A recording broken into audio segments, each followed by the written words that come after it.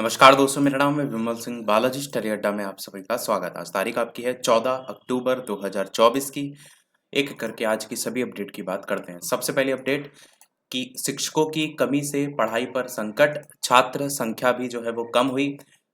प्रदेश भर के 4,500 माध्यमिक प्राप्त सहायता प्राप्त माध्यमिक स्कूलों में 25,000 से अधिक शिक्षकों के पद खाली हैं। विषय विशेषज्ञ शिक्षकों की सबसे अधिक कमी है स्कूलों में। न्यूज़ आपकी जो है वो लखनऊ से है, जिसमें बताया गया है कि प्रदेश के वित्त पोषित स्कूलों में शिक्षकों की कमी का असर बच्चों की पढ़ाई पर पड़ रहा है। यूपी बोर्ड की 10वीं और 12वीं के रिजल्ट में गिरावट आई है। कई वर्ष से इन स्कूलों के बच्चे टॉपर सूची में आए हैं। यही वजह है कि स्कूलों में छात्रों की संख्या आधी से भी कम रह गई है। प्रदेश भर के 4,512 सहायता प्राप्त माध्यमिक स्कूलों में 25,000 से अधिक शिक्षकों के पद जो है वो खाली है। माध्यमिक शिक्षा निदेशालय ने शिक्षकों के रिक्त पदों की सूचना शासन को भेजी है। हिंदी, अंग्रेजी से लेकर गणित, साइंस समेत जो दूसरे विषय हैं उनके विषय विशेषज्ञ शिक्षकों की भारी कमी है। सबसे अधिक सहायक अध्यापकों के पद जो है वो खाली हैं। वित्त पोषित स्कूलों में सबसे अधिक सहायक अध्यापक टीजीटी के पद खाली हैं। प्रदेश में सहायक शिक्षकों के 70,803 पद में से 20,999 पद जो है वो खाली हैं, जबकि प्रवक्ता की अगर बात करें तो दो 22,220 पदों में से 4,703 पद खाली हैं। प्रधानाचार्य और प्रधानाध्यापकों के स्वीकृत जो 4,512 पद हैं उनके सापेक्ष 2,833 पद खाली। नियमित प्रधानाचार्य और शिक्षक न होने से बच्चों की पढ़ाई नहीं हो पा रही है। विषय विशेषज्ञ शिक्षकों की कमी से 11वीं और 12वीं के बच्चों की सबसे अधिक पढ़ाई जो है वो प्रभावित हो रही है। बाकी विषयों को लेकर के भी बताया गया, जैसे भौतिक, रसायन, गणित, बायो, हिंदी और अंग्रेजी समेत इतिहास, भूगोल समेत अन्य विषय विशेषज्ञ शिक्षकों की सबसे अधिक कमी है। 2 वर्ष पहले शासन ने टीजीटी और पीजीटी के 4,163 पदों पर भर्ती का विज्ञापन निकाला था। 13 लाख से अधिक अभ्यर्थियों ने आवेदन किया था। इसकी लिखित परीक्षा अभी तक नहीं हुई है।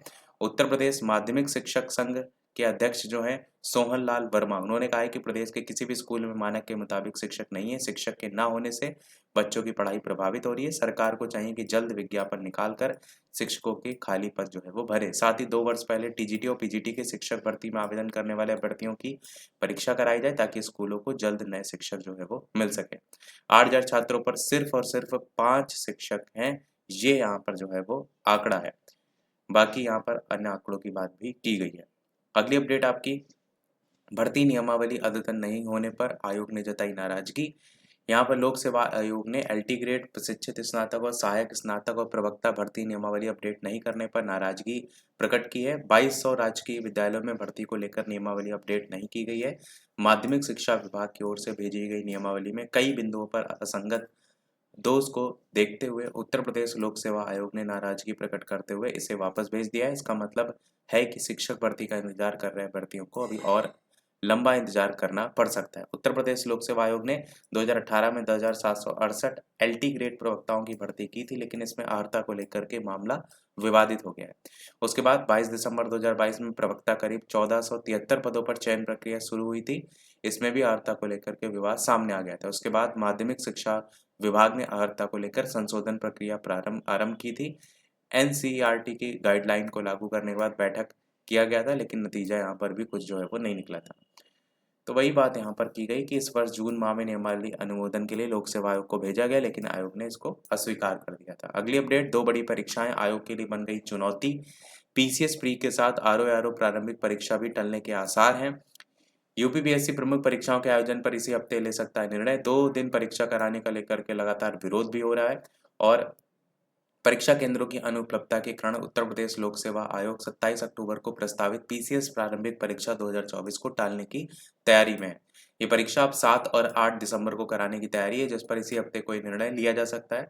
पीसीएस प्रारंभिक परीक्षा टलती है तो उत्तर प्रदेश लोक सेवा आयोग के सामने एक नई चुनौती होगी। आयोग के कैलेंडर में 22 दिसंबर को आरओ जो परीक्षा है वो प्रस्तावित है और जिसके लिए 10 लाख के करीब अभ्यर्थियों ने आवेदन किया है। वहीं पीसीए प्रारंभिक परीक्षा 2024 के लिए 5,76,154 अभ्यर्थियों ने आवेदन किया है। ऐसे में दोनों परीक्षाएं अगर दिसंबर में प्रस्तावित हो जाती हैं तो 14 दिन के अंतर में आयोग के लिए इन प्रमुख परीक्षाओं का आयोजन बड़ी चुनौती होगी। आयोग ने आरओ की प्रारंभिक परीक्षा योजना में भी बदलाव किया है। ऐसे में ये परीक्षा भी कम से कम 2 दिन में जो है वो पूरी कराई जा सकेगी। इसके अलावा अभ्यर्थी दोनों ही परीक्षाओं की तैयारियां भी अलग अलग करते हैं। ज़्यादातर अभ्यर्थी ऐसे हैं जिन्होंने पीसीएस के साथ आरओ परीक्षा के लिए भी आवेदन किया है। अगर 14 दिनों के अंतर में दोनों परीक्षाएं कराई जाती हैं तो इससे अभ्यर्थियों की परीक्षा संबंधी तैयारियां भी पर जो है असर जो है वो पड़ेगा। साथ ही शिक्षा सेवा चयन आयोग में छात्रों का प्रदर्शन आज। प्रदेश के अशासकीय महाविद्यालयों में 2.5 साल से लंबित असिस्टेंट प्रोफेसर भर्ती, अशासकीय माध्यमिक विद्यालयों में टीजीटी पीजीटी भर्ती परीक्षा शीघ्र कराए जाने को लेकर सोमवार को उत्तर प्रदेश शिक्षा सेवा चयन आयोग में शांतिपूर्ण प्रदर्शन किया जाएगा। ये निर्णय रविवार को जो प्रतियोगी छात्र प्रतिनिधि मंडल है युवा मंच की संयुक्त बैठक है उसमें जो है वो लिया गया। अगली अपडेट आरओ प्रारंभिक परीक्षा टलने के बड़े आसार, दिसंबर में संभव है। 1 महीने में 2 बड़ी परीक्षाएं, आयोग की मुश्किलें बढ़ी। इसी सप्ताह पीसीएस को लेकर के महत्वपूर्ण बैठक देखने को मिलेगी आयोग की और उसी में ही इन तिथियों पर निर्णय जो है वो लिया जाएगा। पीसीएस में एक्चुअल में दोगुनी भर्ती वाले आरओ परीक्षा के लिए केंद्र तलाशना जटिल है। दिसंबर में ही 7 और 8 को पीसीएस प्रारंभिक परीक्षा संभावित है। 58 केंद्रों पर ही पिछले साल की तरह हो सकती परीक्षा। 22 दिसंबर को प्रस्तावित आरओ की परीक्षा संभावित होना तय है। और बाकी आंकड़ों की बात यहाँ पर भी वही जो है वो की गई जो ऊपर वाली अपडेट में की गई। 1 माह में 2 बड़ी परीक्षाएं, आयोग के लिए बनी चुनौती, प्रयागराज से न्यूज है, इसमें भी लगभग वही सारी बातें कही गई। अब अगली अपडेट जयपुर 14/10/2024 तारीख ऊपर नहीं बदलेगा शिक्षक भर्ती का पैटर्न। रीट यानी राजस्थान जो टेट है उसके बाद एक और परीक्षा होगी। मदन दिलावर जो है उन्होंने शिक्षा मंत्री बनने के बाद तृतीय श्रेणी शिक्षक भर्ती के पैटर्न की समीक्षा करने की बात कही थी, लेकिन अब रीट की घोषणा के साथ ही तय हो गया है कि भर्ती के पैटर्न में फिलहाल तो कोई बदलाव के आसार नहीं है। ये भर्ती राजस्थान कर्मचारी चयन बोर्ड के जरिए जो है वो होगी। रीट की पात्रता प्राप्त करने वाले जो है उनको एक और परीक्षा से गुजरना पड़ेगा। पिछले दिनों रीट को लेकर के बैठक में भी अध्यापक भर्ती के पैटर्न को लेकर के कोई चर्चा नहीं हुई है। शिक्षा विभाग के अधिकारियों ने भी इस बात के संकेत दिए कि फिलहाल तो अध्यापक भर्ती के पैटर्न में बदलाव को लेकर कोई मंथन नहीं चल रहा है। पिछले दिनों शिक्षा सचिव कृष्ण कुणाल, माध्यमिक शिक्षा निदेशक आशीष मोदी और प्रारंभिक जो शिक्षा निदेशक हैं सीताराम जाट, उनके साथ कई अधिकारियों के बीच जो रीट है उसके आयोजन को लेकर के बैठक हुई थी, जिसके बाद से घोषणा की गई थी कि रीट अगले साल जनवरी के दूसरे पखवाड़े में जो है वो होगा। रीट लेवल 1 और 2 को लेकर के विषयवार परीक्षा होगी। इसके अंकों की मेरिट से अंतिम चयन होगा और यही पैटर्न चयन बोर्ड की ओर से 2022 में निकाली गई अध्यापक भर्ती में भी देखने को मिला था। तब बोर्ड ने 48,000 पदों पर भर्ती निकाली थी। इसमें 21,000 लेवल 1 के और 27,000 लेवल 2 के थे। बाकी यहाँ पर वही बताया गया कि फिलहाल पैटर्न में कोई बदलाव आपको देखने को नहीं मिलेगा। अगली और इस वीडियो की लास्ट अपडेट, इसके अलावा वीडियो लाइक शेयर भी करते रहिएगा कि ई शिक्षा कोर्स पोर्टल पर विद्यार्थियों ने नहीं दी सूचना तो होगी कार्रवाई। टेलीग्राम चैनल से अवश्य जुड़ जाइएगा ताकि करंट अफेयर की जो भी न्यूज़पेपर में अपडेट मिलती हैं वो आप तक पहुंच जाए और लिंक आपको इसी वीडियो के कमेंट में मिल जाएगा। तो निजी स्कूलों को भी आधार संख्या के साथ साथ छात्र छात्राओं की सूचना अपलोड करनी है। पटना से जो है वो न्यूज़ है, अगर नहीं ऐसा करते हैं तो विद्यालयों की मान्यता भी छिन सकती है।